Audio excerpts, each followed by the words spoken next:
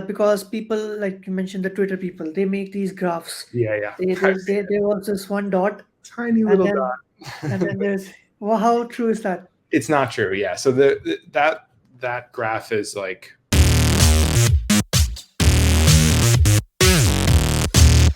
Everyone, welcome back to an episode of the Open Source Cafe. We are back with another one with Logan, and Logan, he has been a regular. I think we've done like, I know we've done at least four. I Uh, think this is maybe the third open source cafe, but maybe fourth video in general. yeah, we did a bunch of stuff before. Some of those weren't recorded, but really always a pleasure when I'm speaking with Logan. And Logan's podcasts on the channel are also the most viewed ones. So definitely, community also loves interacting with you. But yeah, I mean, today we're talking about ChatGPT, and Logan is one of the best people to talk about it because he works at OpenAI, folks behind ChatGPT. So hopefully we'll get some of the questions answered, like is AI going to replace programmers or not? But before we get started, Logan, would you like to tell our viewers a little bit more about yourself? Yeah, sure. Kunal, super excited to be back, and these are always fun chats for us to just catch up and talk because there's so much happening in both of our lives. But yeah, today I work at OpenAI, leading developer relations, really focused on helping developers be successful, building products and companies using our API, and sort of previously historically we've talked a lot about. And we did an episode together, I think specifically for Google Summer of Code, which I still get DMs about. People are like, hey, watched your video about Google Summer of Code with Kunal. Can you help direct me in the right direction? I'm like, man, if you watch the video, you would know that me and Kunal don't want to answer that question, but that's neither here nor there. And then outside of all that, do a bunch of stuff in the open source Julia community as well. So I think we've done an episode about that, but yeah, super excited to talk about ChatGPT and the APIs and all that good stuff. Yeah, and GSOC is coming up, so you can watch that video. It's still relevant today. So definitely some good tips over there. Let's talk about ChatGPT. Before we get into OpenAI ChatGPT stuff, maybe you can answer the big famous question everyone is asking: is AI going to replace programmers? Yeah, we were talking about this a bit before, and I think you said that you tweeted that AI won't replace programmers. Somebody using AI will replace you. And I think that that's true. I think the reality is for folks who aren't sort of embracing a lot of the new AI technology that's coming out and figuring out how does that technology fit into my workflow, whatever it is, like those are going to be the folks who are disrupted. So I think there's actually a huge uh, there's a huge burden on the OpenAI team and also sort of more generally folks who are in the space to like get this message out to people, because even though this transition is happening slowly, it's still something where if you're sort of out of the loop of all this new AI innovation that's happening, it might actually get to the point that at some point in the future you're sort of so behind the curve now that you know you're being disrupted by this technology. So the hope is the sooner you can embrace it, the sooner you can play around with it, figure out how it helps improve your workflows, the better off you'll be. And I don't think that the short term is this replacing developers, but the AI aided developer process is going to be like critical. Like everyone is going to be doing this. We see this. I think GitHub Copilot just shipped like a brand new model in the last couple of weeks. That's like 70% better than the previous one, and like increases like the likelihood that you're gonna accept the code that it gives you. All this type of stuff. So it's the pace of this innovation is quickening, which is crazy to see. Couldn't agree more. And people have these like worries. Like we've seen it in the past as well. And people like, okay, now Kubernetes is coming. It's automating all these jobs. Now we're going to be jobless. But that in reality, it only created more jobs. And with AI as well, like I think with so I think if you automate so many things, if the machine is doing so many things, people would find more things to do. So imagine, let's say, and this is purely hypothetical, like imagine an asteroid hits the earth tomorrow, right? Touch wood. uh, so and let's say most people like they like a 99 level percent extinction, right? And let's say 1% folks are remaining who are, let's say, not really, you know like obviously they're engineers, let's say people like me and you or other people.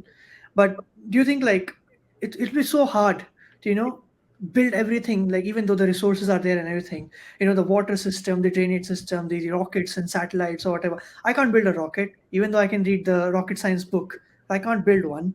So it's not like in the future, let's say 100 years or whatever, if everything is automated, it doesn't mean that you wouldn't need humans.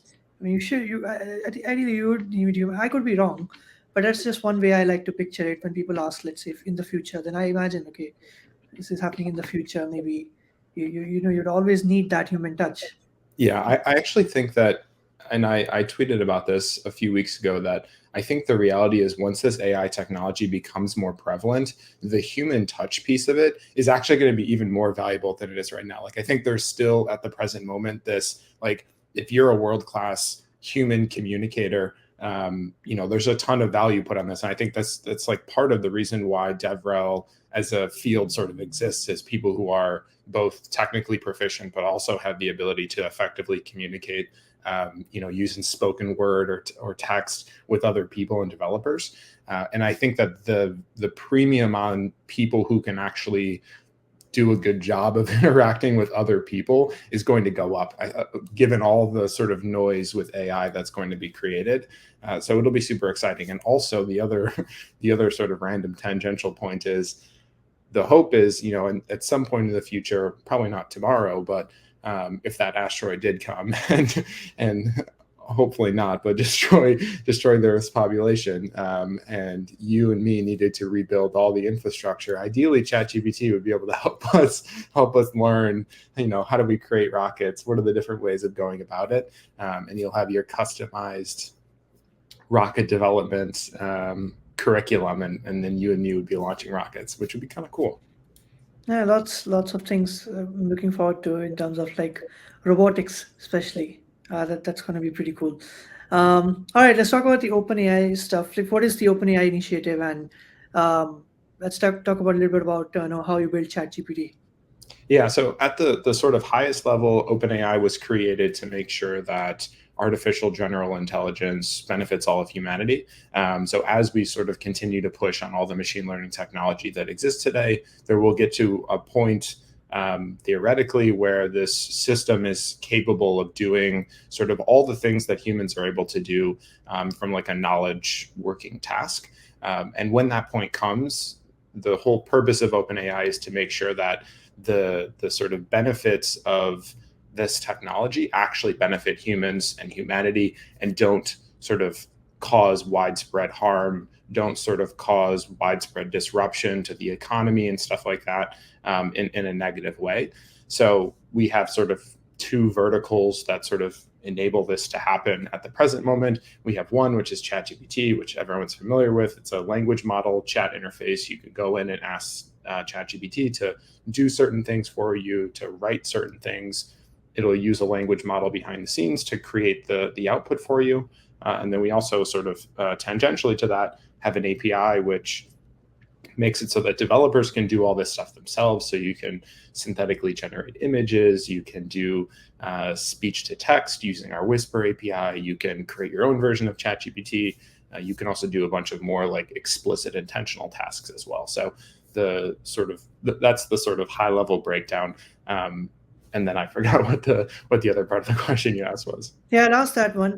But before I forget, like, yeah, let me ask about that only. So, with an example, like, there were so many AI code generation tools that came out, and there was a lot of, I'm not going to name, but in the community there was a bit of backlash. Like, you have, trained over public code or whatever backlash that was. But interesting thing is, I did not see that on ChatGPT. Like everyone just went in like, oh, incredible, incredible stuff. And ChatGPT also does the code generation or whatever. And you mentioned about OpenAI, and when we talk about AI, we talk about like ethics and stuff. So it's really nice to see that the OpenAI initiative is focusing on that. So can you tell us a little bit more about when ChatGPT, like how it was, like not exactly how it was. I don't know if you're allowed to share that, but like I know it was built on an open framework. Um, can you tell us a little bit more about the story behind ChatGPT and how as a company, you make sure about the AI ethics, because now there are many companies who are utilizing ChatGPT to forming their own AI startups. So they can Yeah. take a piece of knowledge from this as well? Yeah, it's a good question. I think it's one of those things. So the general sort of philosophy at OpenAI, and our CEO Sam has done a great job of sort of outlining this. And I also think we have a blog post, and it's specifically about iterative deployment. And the idea is with iterative deployment, we can ensure that essentially what we don't want to happen is OpenAI sits in a closed lab setting for the next 8 or 9 years. We develop AGI, and then the world sort of just goes on with whatever innovation is happening. And then we release AGI to the world, and then everyone's like, "Oh my gosh, this sort of changes everything," and now totally disrupts my life and my company and my business. And we really don't want that to happen. What we want is this sort of slow and gradual process to AGI. And there's just a lot of opportunity in that slow process for us to learn things. And I think we've learned a ton of stuff, and obviously there's been a ton of comments from the community about the code generation stuff that's happened. I think in general the principle is, and similar to the code generation stuff, is ChatGPT. The model that underlies that is called GPT 3.5 Turbo. And GPT 3.5 Turbo, it's a long thing to say, is essentially just trained on like a bunch of large corpuses of data from the internet, which are publicly available. Some of it may be privately available. And that data is then used to essentially train a model that is good at predicting the next token in a sequence, the next characters in a specific word. And that's literally the whole goal. So you think about like, can this system actually reason and think? No, not at all. It's really specifically only able to generate like the next words in a sequence. And this is, has the potential to go pretty far, but like it's really not sort of generally intelligent. It doesn't have a worldview as it's generating the next couple of sequences in a character in a sentence, which is super interesting. It does look like it because you mentioned GPT-3, and now forget GPT-3. I was having this conversation, and this one thing came up around. I think it's GPT-4, GPT-5, whatever, and it's like a little bit like even an advanced version of what you have currently. So an example the person gave was like, imagine you give the OpenAI or Chat GPT, whatever, a little one liner, like write a book on this. It will write an entire book. Now, is that an over exaggeration or that could really happen? It's a good question. So I think you're referring to there's a lot of there's a lot of posts on the internet about how much better GPT-4 will be than GPT-3 and GPT 3.5. And I think it's been like publicly debunked that like that these people are essentially just making things up for like good Twitter content, which kudos to them, because obviously the content is engaging given how much people talk about it all. But so I think, and Sam, our CEO, has said this before too, about like just tempering expectations. Like people are essentially begging to be disappointed by GPT-4's capabilities. But to the specific question, Kunal, around could you put in the prompt for a book and have it just generate the whole thing? I think you could, and for the most part, you can actually do this today. The limiting factor is that in traditional ChatGPT, it's like there's a specific context window. There's a specific amount of output that it'll give you by default. What you could actually do as a developer using ChatGPT, and maybe we should do this for our own book aspirations, is all you would have to do is essentially have a for loop that just like continues to prompt it iteratively, and say like, here, continue to write this book, here, continue to write this book, because by default it will only generate like 4,000 tokens or whatever it is. So it won't generate the whole book for you. Future versions of our models will have like a longer context window potentially, but even then it won't be like an entire book What if length. you give it like just the topics of the various chapters and questions to address in every chapter? That could be a book. 100%. I think it could. So maybe we do that, and then we don't have to do the work. But no, this goes back to the point around like human, like the value of human stuff. And like the reality is like you could do that, but like, is that going to be something that is engaging for people to read? My gut feeling is by default no. Like it's ChatGPT does a really good job, and I think people are impressed with the capabilities. But like in a lot of cases, it really is like surface level content. Like if you want to write something, again, this similarly to like the AI increasing the value of human stuff, I think this is more so true for writing in general. I think we're all, as users of the internet and developers, going to become much more in tune with like, was this content written by a human, or was this something that's like more surface level from ChatGPT or one of these other systems? Um, I think right now you can tell if a social media post or a marketing blog is written by ChatGPT. I for sure can see a future not far away where you can't. yeah, Like, I know I can't. Like, but I can't really tell, but the marketing people at like, like the folks I work with, so they can tell, right? They know it's written by ChatGPT or whatever. But ideally, I think after a few years down the line, or even maybe closer than that, there would be a time where you would not be able to tell, at least if a social media post or a blog post is written by AI. I think if you give it examples of like your writing style, that's where I think it becomes indistinguishable. But I think like if I were to put out like, I have 30 blog posts that I've done. I think if I put out one that's written by ChatGPT, just like totally explicitly, like if you really went in and looked and like tried to decide like, was this fully written by Logan or one of these systems in the future, like it by default won't mimic my writing style. So like it needs that additional context. If you can give it the context of your writing style, I totally agree with you. It will be super easy to sort of, Yeah, yeah, the yeah, line will be blurry. yeah. My question around the comparison for GPT-4 was because people, like you mentioned, the Twitter people, they make these graphs. Yeah, yeah. There was this one dot, Tiny and little then and dot. then there's, well, how true is that? It's not true. Yeah. So that graph is like, it's crazy. It's not true at all. And this goes back to people are begging to be disappointed, and so many people have seen that now that that's the expectation for GPT-4. And the reality is, it's not as big as that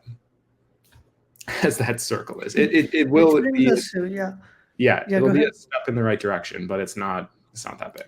It's nice to but it's nice to see people be like enthusiastic about it. Like folks were really into, like, there was a wave of crypto and like Web3 influencers, and now I have personally seen the folks who were into Web3 and stuff. Now they've transitioned into preaching about AI and all these other things. I don't really mind that because I don't know shit about Web3, but I like AI. I know plenty of stuff about AI, so I don't mind the people promoting it. But what do you think, and how do you take it? Because on the other hand, you can see now all the engagement posts like the dot one, Yeah. and I've seen countless of these. So I think my only apprehension to a lot of it is that I think the compare like people, because the Web3 folks are transitioning to AI stuff, and I don't have any empirical evidence of this. Obviously, I see the same Twitter stuff that you do. Because those folks are transitioning, I think there's a lot of folks who are sort of broadly in the ecosystem who have the mental model that because those folks are transitioning from what was maybe a crypto bubble into the AI space, that now implicitly means that there's this generative AI bubble. And I think the funny part is that from my perspective and from everything that I see, we're truly like, this is like day zero of this very, very, very long journey that we're about to go on with generative AI, with these large language models. And it's just funny that people have the perception that we're already in a bubble. I'm like, this technology is like barely in existence today. How could it be? And like the other main difference is like these large language models, ChatGPT, are having a direct impact on real people's lives today. Like this was always the hard part for me about like crypto stuff. Like I guess if you like the only real use case in my mind for crypto ever was like you live in some country where there's hyperinflation, you have like a super messed up financial system, and like you can't move money around easily. Like, okay, that's perfect. That we have crypto. And like you could do that today, I guess, if you're one of those people. But like beyond that, like, and I guess decentralized financial system you makes sense. can you can you can buy game skins, NFTs. Yeah, yeah, you can buy game skins, but I'm like, for like the average human's life, like decentralizing the financial system in the short term like doesn't have a ton of value for you. And I think versus AI making you like truly more useful and like efficient at your job, that has a lot of tangible value that like I can put on a system that does that. So I'm excited that there's more interest now in this than there is in like something that seems a little bit more opaque and how it actually helps people. Yeah, it's also driving a lot of competition. So now there was a news like Google is now one of the posts I saw like you think ChatGPT is cool, wait till Google announces its stuff and things like that. It's like X times this, or they're gonna do this and they're gonna do that. Google does great work with AI. We all they Yeah. have they But have the like challenge for Google is mm, the traditional innovator's dilemma. Like they, for them to really go all in on a chat first experience, they would essentially have to disrupt their whole product and ecosystem that they've developed over the last 20 years. They have the most operationally efficient money printing machine in the history of the world, and now they're like, well, we have to essentially do this thing to compete. And by competing, we essentially start to diminish the efficiency of our of our free money printing machine. And they're like, wait a second, this actually isn't a great deal for us. And this is the sort of genius of Satya at Microsoft, where just by adding in this extra competition to Google, you know, Google now needs to do all these things retroactively. Their margin goes significantly down. It's actually, even if Bing isn't successful at overtaking Microsoft, just this extra layer of competition is going to do wonders for for the long tail of Microsoft versus Google and the search space and all these other things. they will definitely do it. And because I have personally seen and like myself as well, I use ChatGPT a lot more than Google. Like um, at least for educational purposes or like my work, for example. Yeah. I my uh, forget about ChatGPT. Like sorry, forget about Google. I have not used Stack Overflow in like wow, I can't even remember, and I didn't use Stack Overflow.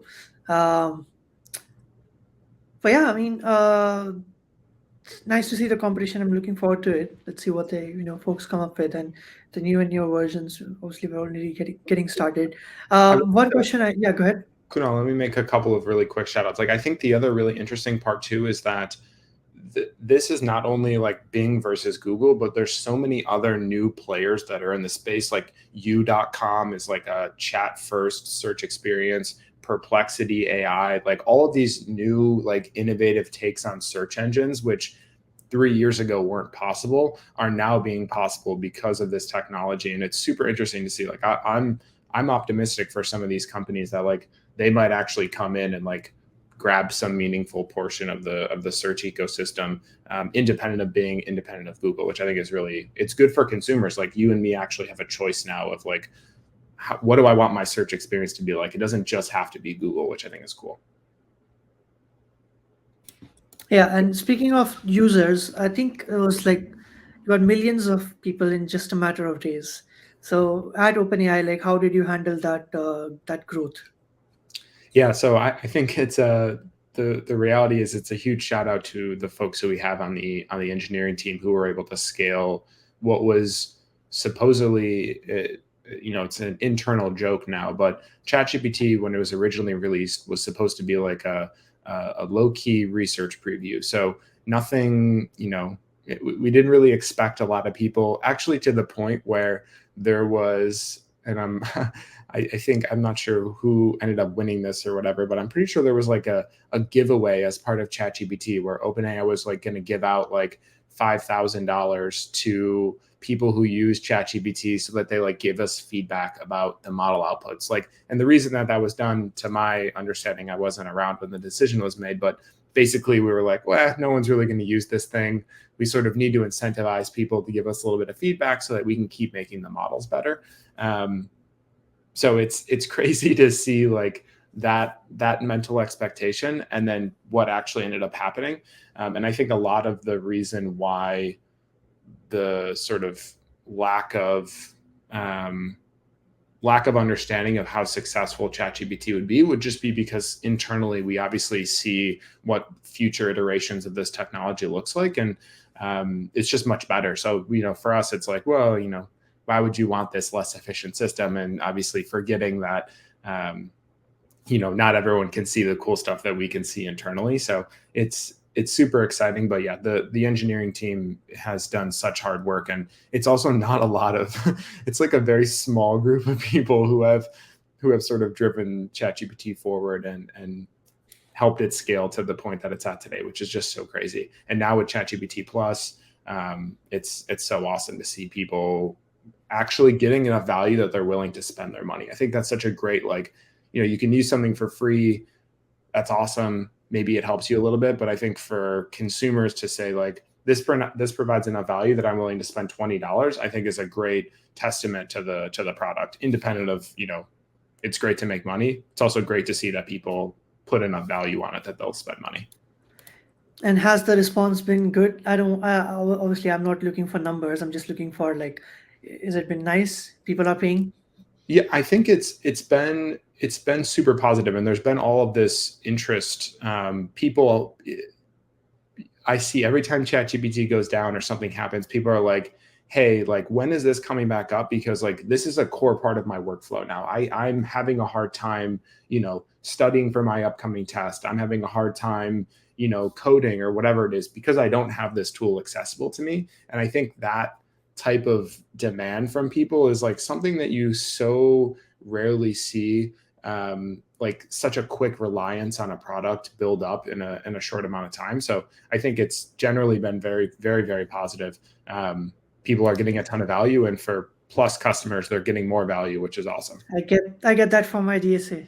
Got it. Yeah. What you really need is you need to make a bot that monitors all your comments. And when people ask for new tutorials, it just like uses ChatGPT to like spin up a new tutorial for them. You should Which also brings me to, yeah. Go ahead. you should look into. I've been seeing a bunch of content creators like take all of their YouTube videos, convert them into text, and then you can essentially build like a chat layer on top of all of your YouTube videos. And then it can be like chatwithkunal.com, and you can go in and ask a question like, tell me about, whatever it is with Kubernetes, and it'll look through all of your videos and like find the relevant Hmm. timestamp of your video, and then they can just go directly to that video and like watch the piece of Kubernetes that they want to learn about. It's super interesting. And it right now, it wouldn't be possible for you to like get that timestamp if you're a watcher of one of your videos, because like you'd have to like go through Hmm. and like figure it out yourself, which would be a huge pain in the butt. That So could be a pretty cool project. Yeah, yeah, pretty cool. we'll do it on a video together, and we'll make it all. It's If you have actually really, examples, yeah, if you have examples for it, you can share with me. Yeah. yeah, it's super easy, to be honest with you. I think Hmm. you literally just put in the links to a bunch of YouTube videos. It'll turn them all into text, take all the text, embed it, and then you just do cosine similarity search with embeddings. It's like Hmm. one function call, and you can get the the relevant piece of text, which would link to the video, and then you just populate that. It's super cool. Pretty cool stuff, right? Speaking of more examples, can you tell us a little bit more about like any more examples you saw of companies utilizing ChatGPT? Yeah, we just shipped an updated OpenAI website, which for the first time actually features some of our customers. So I'd encourage folks to go take a look at that. It's like there's like a customer story section, but even like a couple of days before we shipped that, I saw this company that I got super excited about. It's called Waymark, and they essentially you can use, I think it's like waymark.com/AI is their new AI tool powered by ChatGPT, but it like helps you create marketing videos from scratch, just given this a single prompt. And what I was able to generate, like for example, I was thinking about like, promotional conference videos for JuliaCon or some of the other stuff that I'm working on in the future.